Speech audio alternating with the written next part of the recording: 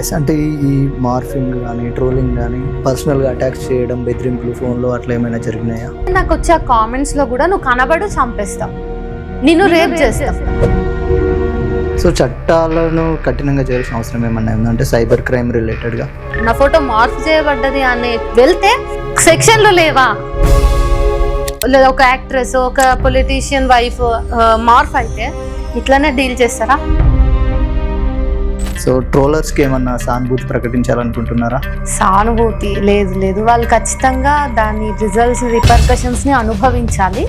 ఆ పనిలో చూసుకుందాం. వాళ్ళు ఎంప్లాయీస్ కాదు, జస్ట్ కామెంట్స్ చేస్తే కామెంట్కి ఒక 5 రూపీస్ అట్లా.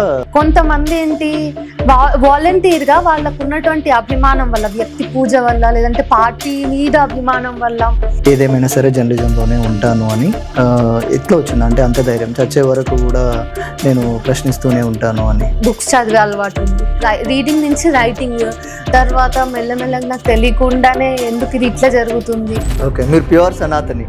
నేను కాదు.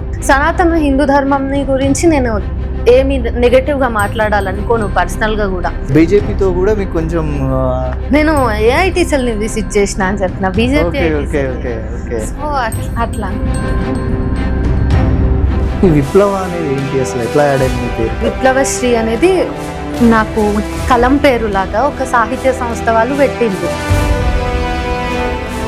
ఎందుకు మీరు మనువాదాన్ని కానీ, బీజేపీని కానీ, పవన్ కళ్యాణ్ గారిని ఎందుకు అంత స్థాయిలో ప్రశ్నిస్తూ ఉన్నారు? రీజన్ ఏంటి? సనాతన ధర్మం అనేది బీజేపీకి పేటెంట్ హక్కు ఉన్నటువంటి మతం కాదు. మీరు లేడీ దురందర్ అయితే కాదు కదా తెలంగాణలో? లేదు, నేనే. ఒకటే కాయిన్ కి 2 సైడ్స్ లాంటివి. బీజేపీ ఓడిపోయి కాంగ్రెస్ గెలిచినా కూడా తర్వాత నా మాట్లాడే విధానం ఇట్లానే ఉంటది, కాంగ్రెస్ వస్తే కూడా.